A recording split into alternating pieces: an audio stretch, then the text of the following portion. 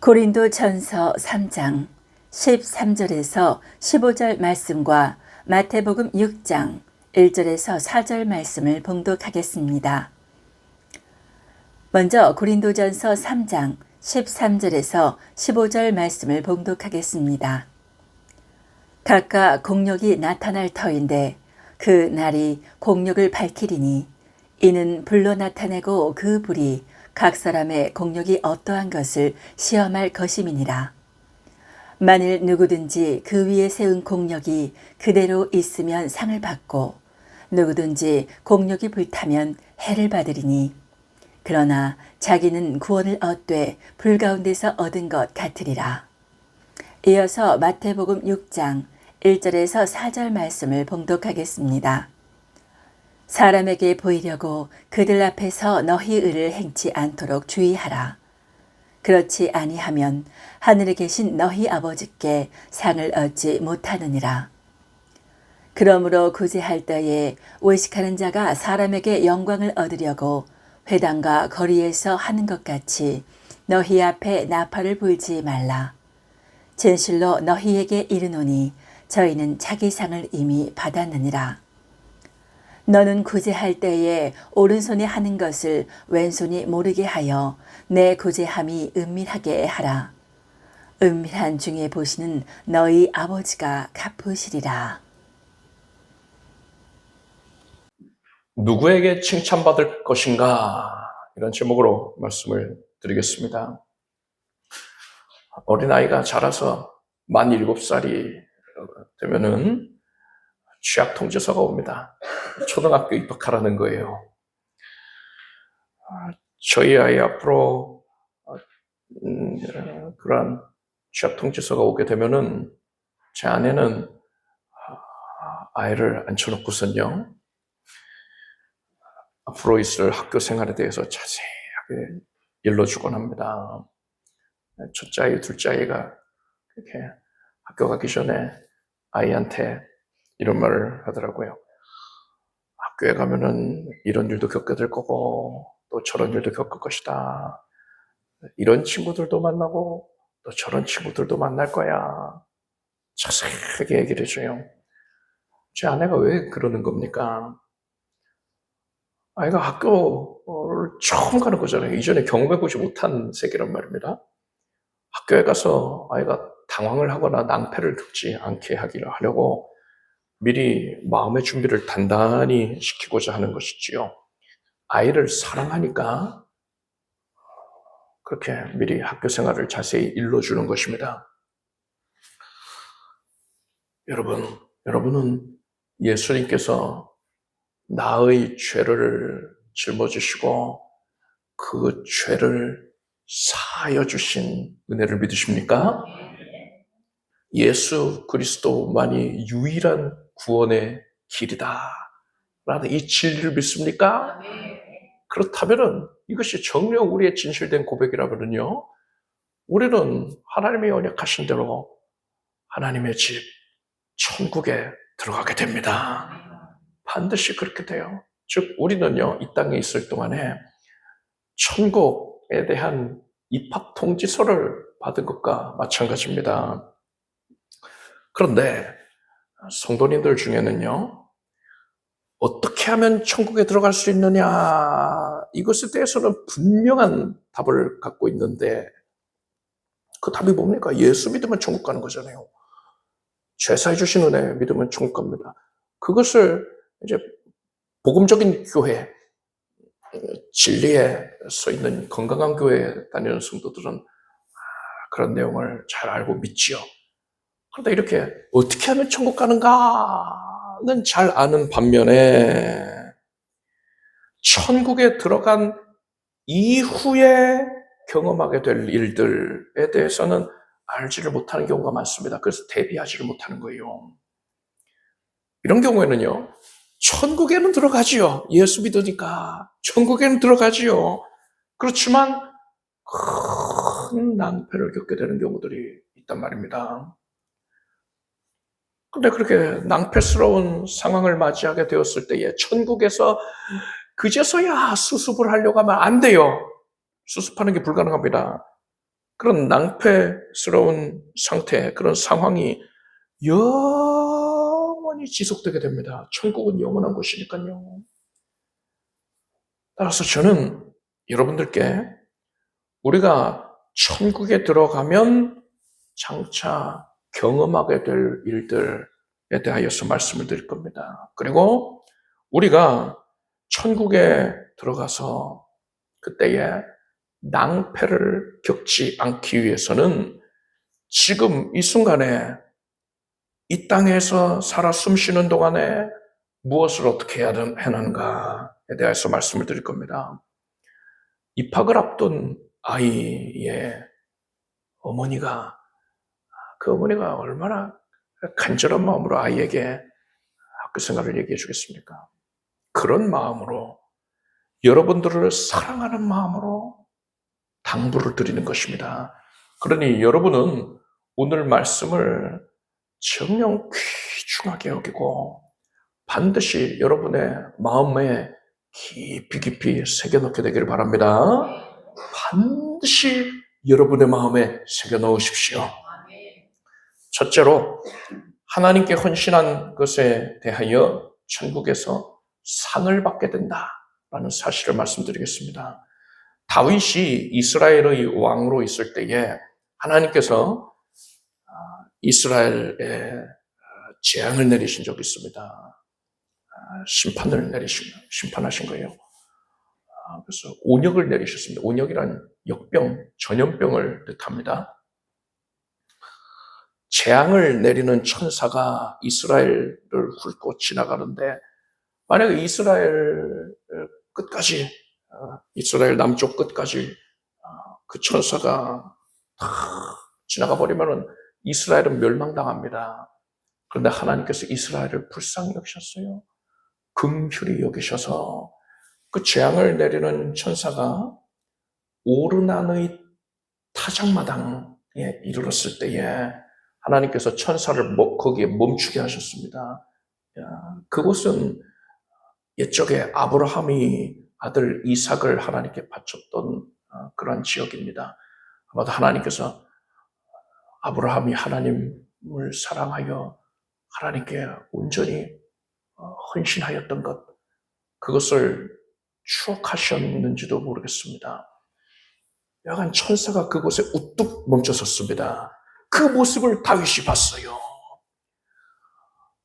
천사가 더 진행을 하면 이스라엘 멸망당하는데 거기에 하나님이 멈춰 세우신 겁니다. 그래서 다윗이 신하들을 거스리고서 오르난이 소유한 그 타작마당으로 달려 나왔습니다. 그리고 그 주인인 오르난에게 사정을 얘기합니다.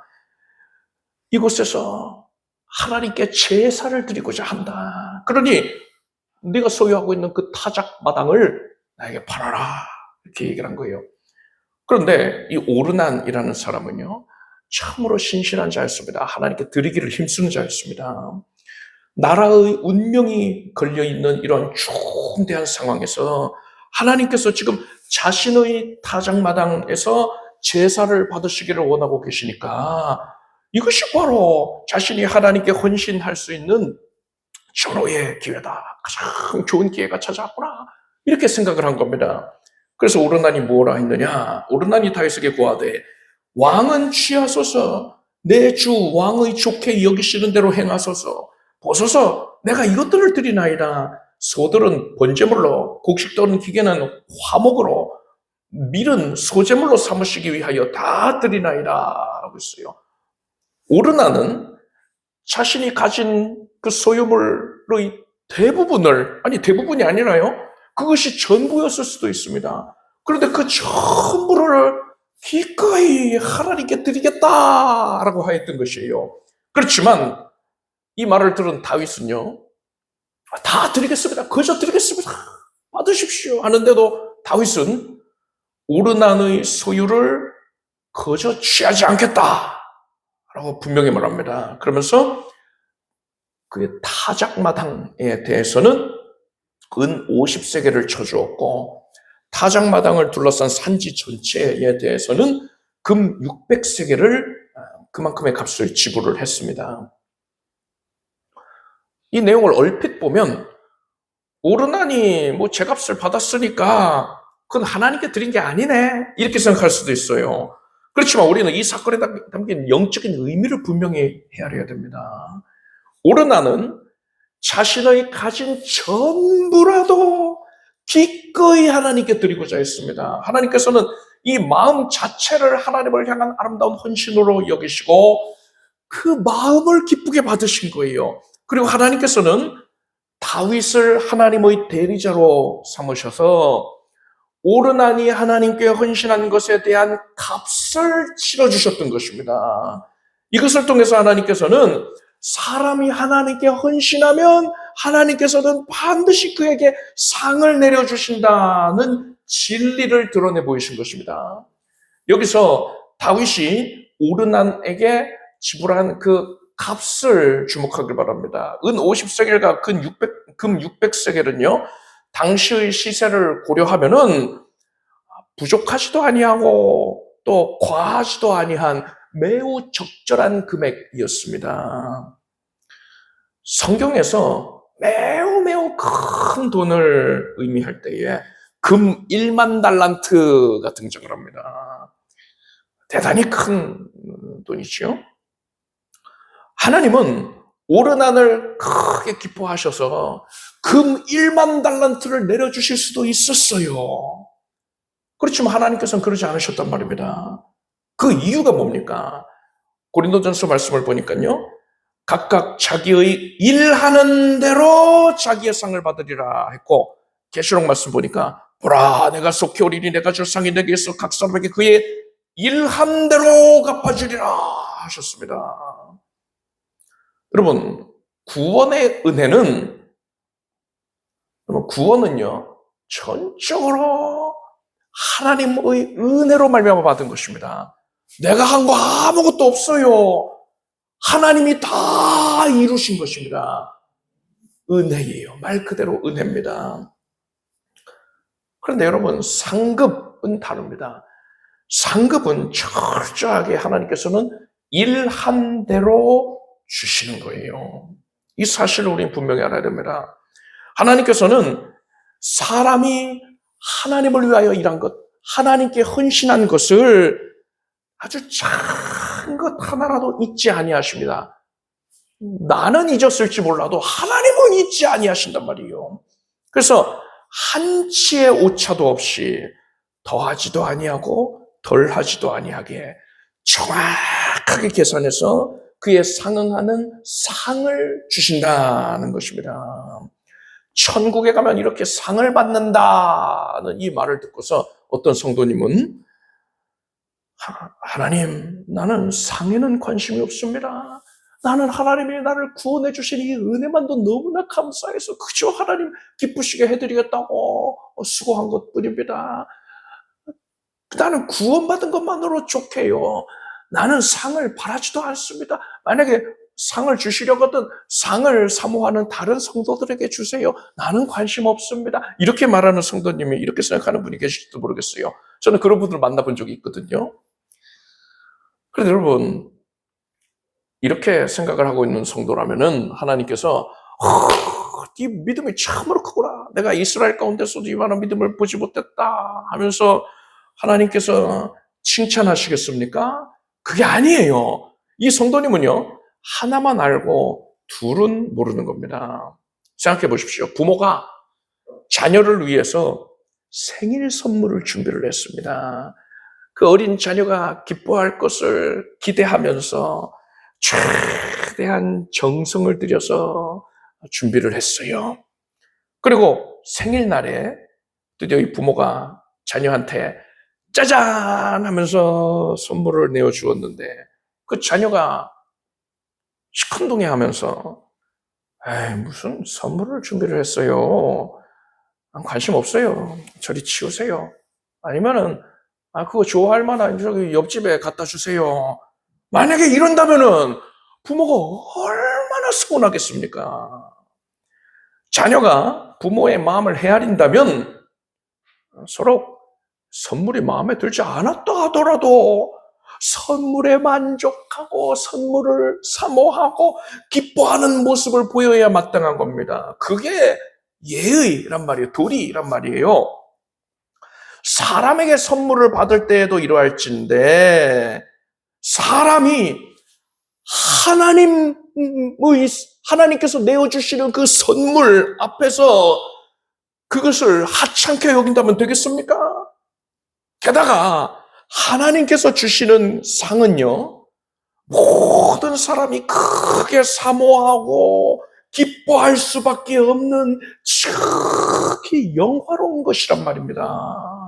하나님께서 뭐라 하셨더니 아브라함에게 나는 너희 방패요 너희 지극히 큰 상급이니라 하셨습니다. 하나님께서 하나님의 영화로움을 설명해 주시기 위해서 비유를 하셔야 되잖아요. 내 영화로움은 금과 같다? 그럼 틀린 거잖아요.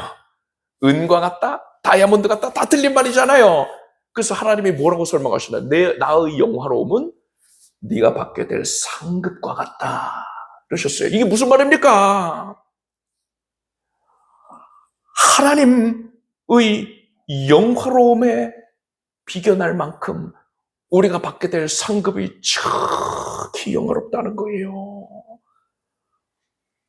이 세상 그 어떤 것도 금, 은, 보화도 비견 못하는데 하나님의 영화로움을 설명할 만치 초월적인 압도적인 영화로움을 갖고 있는 것이 하나님께서 우리에게 주실 상급이라는 사실을 깨닫길 바랍니다. 그리고 사도 바울은 빌립보서 말씀에서 그리스도 예수 안에서 하나님이 위에서 부르신 부름의 상을 위하여 쫓아가노라 했습니다. 바울은 장차 받게 될 상에 전념한 자입니다. 상을 바라보고서 전심전력으로 달려나갔던 자예요. 왜 그럴까요? 바울은 특별한 경험을 했습니다. 천국에 다녀와서 셋째 하늘, 낙원에 다녀온 자입니다. 그래서 천국에서 받게 되는 상을 눈으로 목격을 한 거예요. 그래서 하나님께서 바울에게 상을 더 쌓을 수 있는 기회를 주신 거다니까 다시 생명을 허락해 주셨단 말이에요. 이 땅에서 삶을 허락하셨단 말입니다. 그래서 바울은 장차 더 큰 상을 받기 위해서 누구보다도 주를 위해 헌신하기를 힘썼던 것입니다. 상 받기를 사모해서 그랬단 말이에요. 여러분은 장차 천국에서 우리가 이 땅에서 헌신한 것에 대하여 받게 될 상급을 지극히 사모하기를 바랍니다. 둘째로 공력 심판을 받을 때에 큰 낭패를 겪게 되는 자들이 있다는 사실을 말씀드리겠습니다. 오늘 본문인 이 고린도전서 말씀 보니까요. 각각 공력이 나타날 터인데 그 날이 공력을 밝히리니 이는 불로 나타내고 그 불이 각 사람의 공력이 어떠한 것을 시험할 것이며니라. 만일 누구든지 그 위에 세운 공력이 그대로 있으면 상을 받고 누구든지 그 공력이 불타면 해를 받으리니 그러나 자기는 구원을 얻되 불 가운데서 얻은 것 같으리라 했습니다.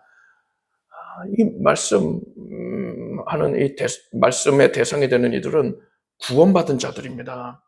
천국에 들어간 자들이에요. 그런데 심판이 있다는 겁니다.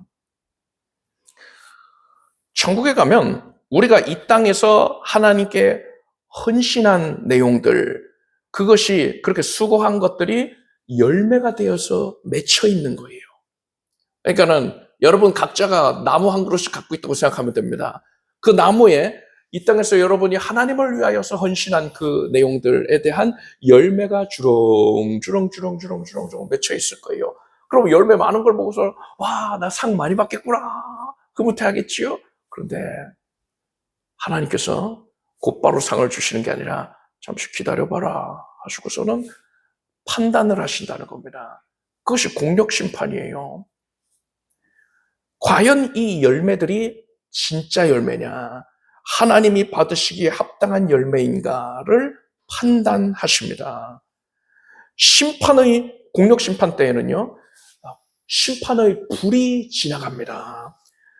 불이 열매를 훑고서 지나가는 데에, 이때에 열매들이 다 버려요. 내가 자랑스럽게 생각하는 그 열매들이 다 버린단 말입니다.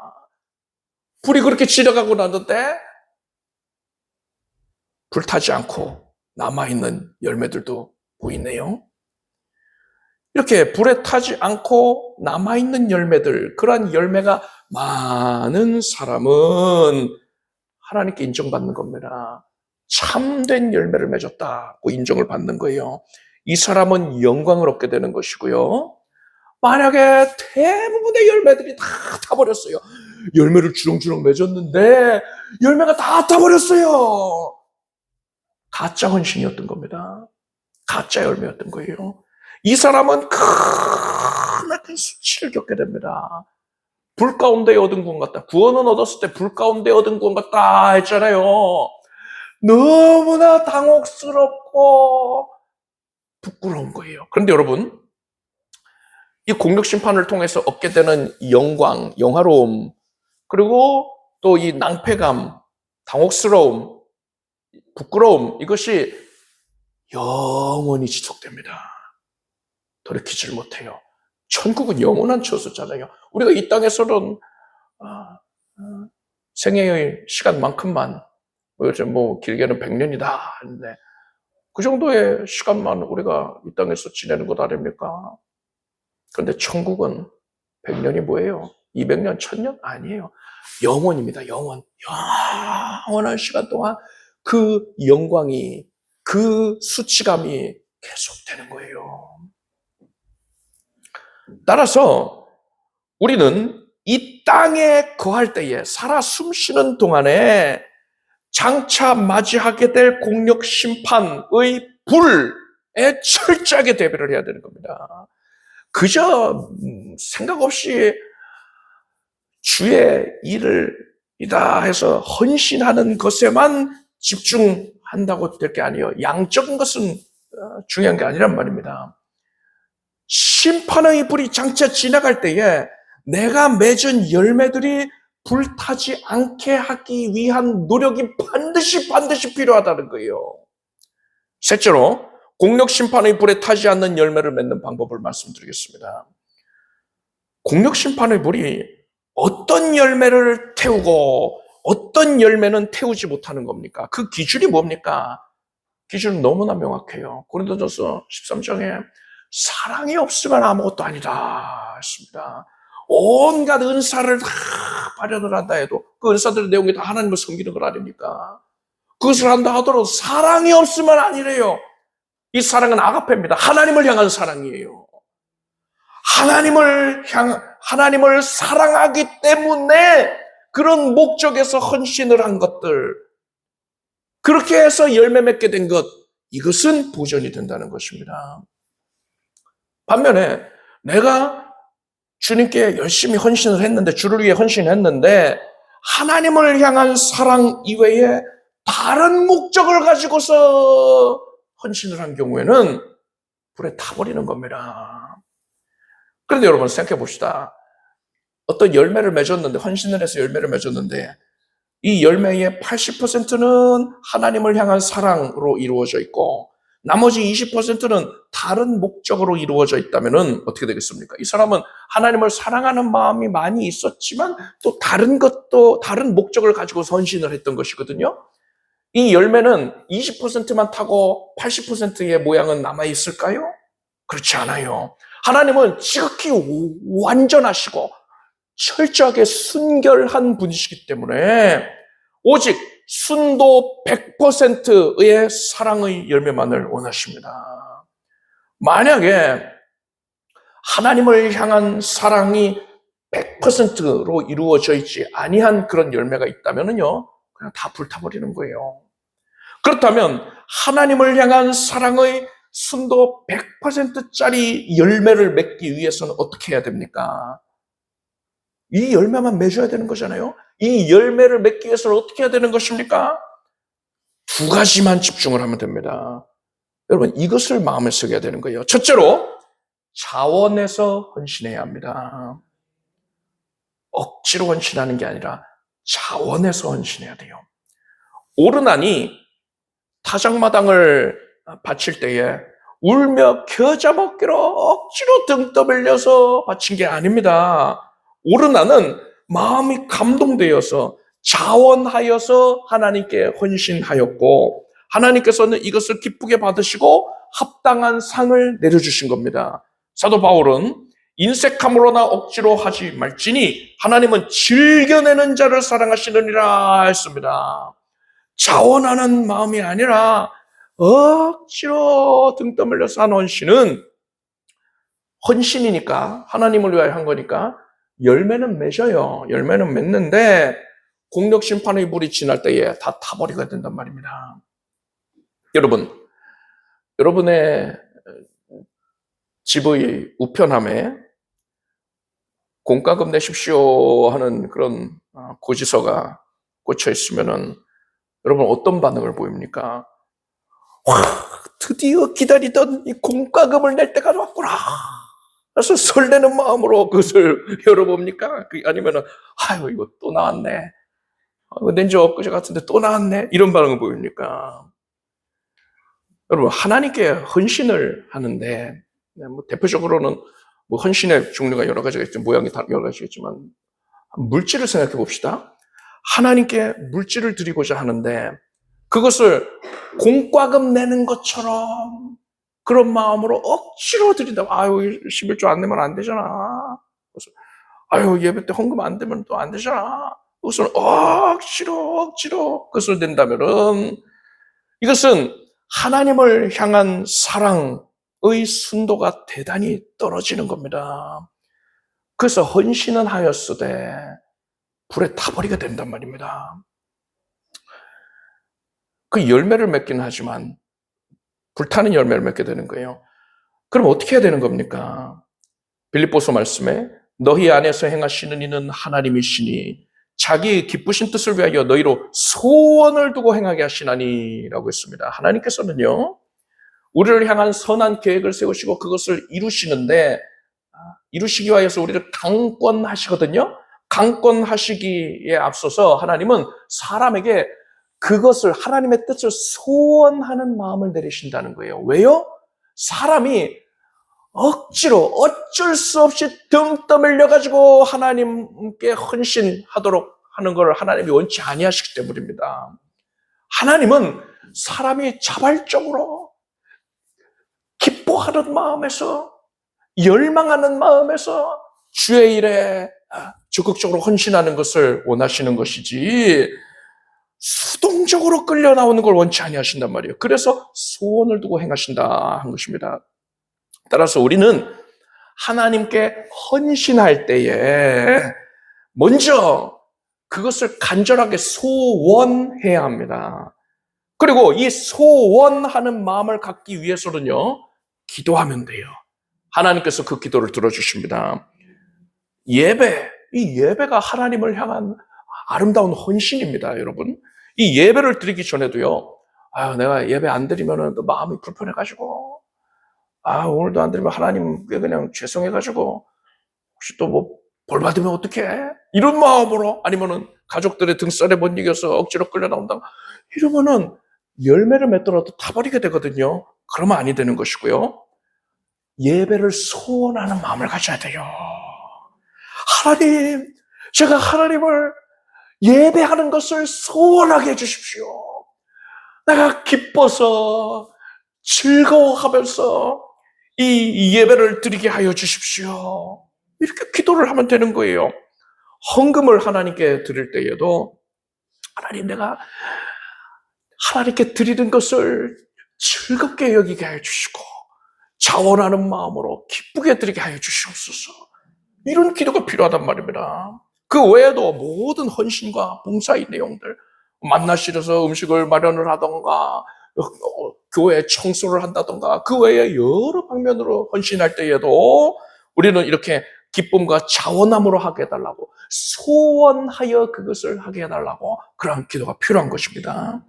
이것을 통하여서 우리 안에 자원하는 마음, 소원하는 마음이 충만한 가운데 그 헌신을 감당하게 되면은 이것이 비로소 억지가 아닌 것이 되는 것이고 하나님께서 기쁘게 받으시는 참된 헌신, 참된 열매를 맺게 되는 겁니다. 둘째로, 하나님께만 칭찬을 받고자 해야 한다는 것을 말씀드리겠습니다. 오늘 두 번째 본문인 마태복음 6장을 보면은요, 구제와 기도와 금식에 대한 교훈이 나옵니다. 이것은 하나님을 헌신하는 다양한 모양들을 얘기한 겁니다. 하나님을 향한 다양한 모습의 헌신들을 할 때에 주의사항이 나와요. 그런데 이 주의사항의 내용이 같습니다. 동일한 교훈을 말씀하고 있어요. 그 교훈이 뭡니까? 은밀하게 해야 한다는 거예요. 은밀하게 헌신해야지만 하나님께서 인정해 주신다는 거예요. 이 말을 듣고서 아이고 그럼 어떡하나? 내가 오늘 예배 드린 거 우리 온 성도들이 다 아는데, 내가 오늘 만나실에서 헌신한 거 성도들도 다 아는데 어떡하나? 이렇게 걱정할 수 있대. 그러지 않아도 됩니다. 여기 이 말씀에서 은밀하게 행하라는 것은 아무도 몰라야만 한다라는 뜻이 아니에요. 사람에게 칭찬받으려 하지 말라는 겁니다. 예수께서는요, 사람에게 보이려고 그들 앞에서 너희 의를 행치 않도록 주의하라. 그러지 않으면 하늘에 계신 너희 아버지께 상을 얻지 못하느니라 하셨고, 진실로 너희에게 이르노니 저희는 자기 상을 이미 받았느니라 하셨습니다. 만약에 사람에게 인정을 받고 사람에게 칭찬을 받으려고 한다면, 그래서 사람에게 내가 한 헌신의 대가를 기대하고 있다면, 그것을 받으려고 하고 있다면, 이 사람은요, 사람한테는 칭찬을 받을 수 있을지 몰라도요, 하나님께는 칭찬을 받지 못하게 된다는 겁니다. 그가 한 헌신은 하나님을 향한 그 사랑의 순도가 매우 매우 떨어지기 때문에 그렇게 맺어진 열매는요, 불타버리고 마는 거예요. 물론 우리가 하나님만 바라보고 하나님을 사랑하는 마음에서만 그렇게 헌신을 할 때에, 그럼에도 불구하고 우리가 사람에게 칭찬을 받을 수 있습니다. 하나님께서 엘리야를 위로하고 격려해 주셨단 말이에요. 그것을 위해서 물과 떡을 공급해 주시지 않았습니까? 이것처럼 하나님께서는요, 오늘날에 우리들 하나님께 헌신하는 이들에게 위로하고 격려해 주시는데, 그 방법은요, 교회를 통해서 칭찬해 주실 수도 있고 다른 성도들을 통해서 칭찬해 주실 수도 있단 말입니다. 그렇지만 이러한 칭찬은 어디까지나 나의 의지, 나의 의도와는 관계없이 이루어져야 되는 겁니다. 내가 헌신할 때에 사람에게 인정받으려고 하고 사람에게 칭찬받으려고 하는 이것을 기대하고 있다면, 또 그렇게 나를 누가 칭찬 안 해준다는 이유로 인하여서 내가 서운해하고 있다면은 이거 뭘 의미합니까? 나는 지금까지 매우 매우 순도가 떨어지는 그러한 열매를 맺고 있었다는 걸 의미하는 겁니다. 여러분은 하나님께 헌신할 때에 사람에게 인정받는 것, 사람에게 칭찬받는 것은 아예 관심을 갖지 말기를 바랍니다. 그에 대해서는 아예 관심을 닫아야 돼요. 만약에 여러분 하나님께 열심히 헌신함으로 인하여서 교회나 다른 성도들에게 칭찬을 받게 된다면 여러분 그것을 인하여서 감사를 드리십시오. 그것을 인하여서 하나님께 영광을 올리게 되기를 바랍니다. 여러분은 오직 하나님께만 인정받고 그리고 하나님께만 칭찬받기 위하여서 헌신하기를 바랍니다. 예수님을 구세주로 믿는 모든 성도들은 반드시 천국에 들어가게 됩니다. 하나님께서 그것을 약속해 놓으셨습니다. 우리가 언제쯤 천국 들어가게 될까요? 아직 그 날이 많이 남았구나 이렇게 생각하면 오산입니다. 올 때는 뭐 순서를 지켜서 왔을지 몰라도 갈 때는 그렇지가 않잖아요. 그리고 또 시간이라는 게 굉장히 빨리 지나갑니다. 나이를 먹으면 먹을수록 시간이 더 빨리 지나간다고들 고백하시지 않습니까? 불과 몇 주 전에 송구영신 예배를 드리지 않았습니까? 그런데 여러분 이제 조금만 지나면은요 추수감사 예배 드릴 거고요 또 성탄절 예배 드릴 겁니다. 그렇게 한 해가 또 지나가요. 이제 여러분 눈 깜빡하면은 천국에 들어가 있을 겁니다. 그때에는요 공력 심판이 있습니다. 이 공력 심판 날에 공력 심판 때 앞에서 수많은 성도들이 낭패를 겪게 됩니다. 구원은 얻었으되 불 가운데에서 얻은 구원과 같은 크나큰 수치를 겪게 된단 말입니다. 그 수치는 영원히 지속될 것입니다. 그때 가서는 아무것도 바꿀 수가 없어요. 그때 가서 후회하면 늦습니다. 그렇기 때문에 우리는 바로 지금, 바로 오늘 이 순간부터 헌신하는 마음가짐을 바꿔야 합니다. 하나님께서는 우리가 하나님을 향한 사랑의 순도 100%짜리 헌신을 할 때에만 인정을 해 주십니다. 그러기 위해서는 어떻게 해야 된다겠습니까? 우리는 자원해서 헌신해야 합니다. 하나님께 헌신하는 것을 소원하기를 바랍니다. 그리고 두 번째로는 오직 하나님께만 칭찬을 받고자 해야 돼요. 그리할 때에 하나님께로부터 큰 상을 받게 되는 것이고 영원한 영광을 누릴 수 있게 되는 겁니다. 여러분, 저는 이 설교를 초등학교 입학을 앞두고 있는 아이의 어머니가 아이에게 당부하는 그러한 마음으로 여러분께 간곡하게 전하여 드렸습니다. 여러분은 천국에 들어갔을 때에 낭패를 겪지 말길 바랍니다. 여러분은 반드시 천국에서 큰 상을 받길 바랍니다. 자원하는 마음으로 오직 하나님께만 칭찬받겠다라는 마음으로 헌신하십시오. 하나님을 향한 순도 100%짜리 열매를 맺어서 공력심판날에 큰 상급을 받아들이는 여러분 모두가 되기를 축복합니다. 기도하겠습니다. 하나님, 우리에게 진리의 말씀으로 일깨워 주셔서 감사드립니다. 예수 믿는 믿음으로 죄사해 주신 은혜로 말미암아 구원을 받은 백성들이 이제는 천국에서의 삶을 대비하게 해 주시옵소서. 하나님, 오직 자원하는 마음으로 소원하는 마음으로 헌신하게 해 주시옵소서. 오직 하나님께 칭찬받기 위하여서 하나님께만 인정받기 위해서 애쓰게 해 주시옵소서. 그리하여 참된 열매를 맺고서 하나님께 큰 칭찬을 받는 착하고 충성된 종이라 인정받는 우리가 되게 해 주시옵소서. 예수님의 이름으로 기도드립니다. 모두 자리에서 일어나시기 바랍니다. 가슴에 손을 얹으십시오. 아픈 곳에 손을 얹고 또 간절한 소원을 마음에 품고서 믿음으로 기도하겠습니다. 하나님, 주의 백성들을 보셔서 하나님의 말씀에 순복하여서 오직 주의 말씀을 높이고 주 성령을 높이나이다. 하나님께서 기쁘게 여기셔서 지금 모인 주의 백성들 위해 은혜의 손을 내려주시니 감사합니다. 그 손길이 우리 각자의 심령에, 연약한 육신 위에, 삶의 전 현장 위에, 가정에 임하였으니 감사하고 우리가 기대합니다. 하나님의 일하심을 간절히 소원합니다.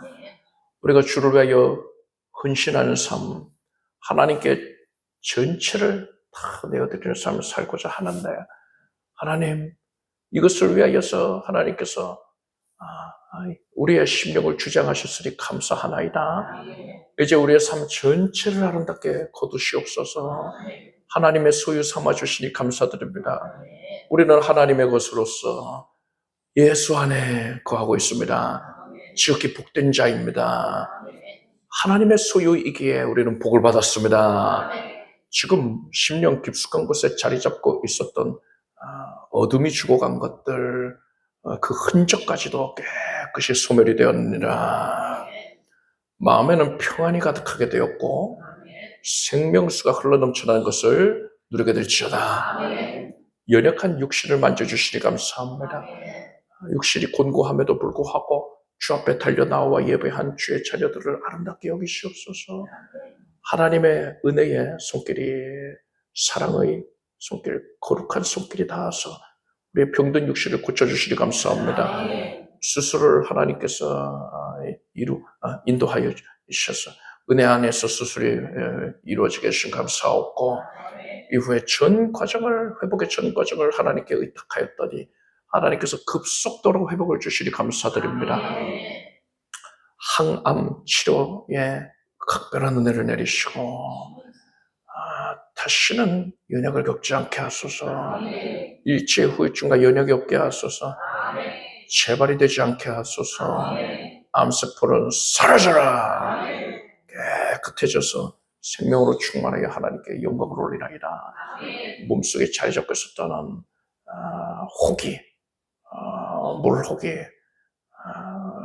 용종이, 종양과 결석이, 염증 세력이 다 사라지게 하시고 깨끗해지게 하소서.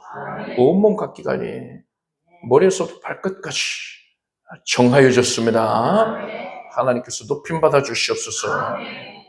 살아가는 온 가족들의 앞날을 하나님께서 지켜주시옵고 각별하게 하나님께 간절히 소원하는 아뢰는 제목들을 응답 주시옵소서. 만남의 복이 있을 것이고 믿음의 자녀를 잉태하는 기쁨이 있을 것이고 순산하는 은혜가 있을 것이고 물질의 복이 부어질 것이고 기름지고 창대케 될지어다. 예수님의 이름으로 기도드립니다. 믿음대로 될지어다. 박수 올리겠습니다. 자리에 앉으십시오. 준비하신 예물을 정성된 마음으로 자원하는 마음으로 드리겠습니다. 드신 예물을 위해 기도하겠습니다. 하나님, 간절하게 사모하여 주님을 바라보며 기쁨으로 예물을 올립니다. 하나님께서 아름답게 희망하여 주시고 주님께 헌신한 모든 심령들을 크게 복되게 해주시옵소서. 간절하게 하나님께 호소하고 있던 제목들이 다 응답받게 해주시옵소서. 하늘에 참된 열매를 풍족히 쌓게 해 주시옵소서. 예수님의 이름으로 기도드립니다. 오늘은 사경의 에스겔 말씀을 배울 것입니다. 사경회를 천천히 진도 나가다 보니까는 흐지부지되고 있어서요. 그냥 하루에 한 강씩 배웁니다. 그래서 오늘은 에스겔 다 배울 거고요. 그래서 늘어지지 않게 빨리빨리 해서 사경회도 마무리를 지어야지요. 예배위원 확인하시고 준비해 주십시오. 그리고 요한복음 14장 19절 말씀을 우리가 함께 읽겠습니다. 조금 있으면 세상은 다시 나를 보지 못할 터이로되 너희는 나를 보리니 이는 내가 살았고 너희도 살겠습니다. 이번 주간에 시편 말씀을 읽으시기를 바랍니다. 우리 주 예수 그리스도의 무한하신 은혜와 하나님 아버지의 사랑과 성령님의 교통하심이 하나님께 정말로 진실되게 헌신하기를 사모하는 주의 자녀들 위해 영원히 함께 없으기를 축원합니다.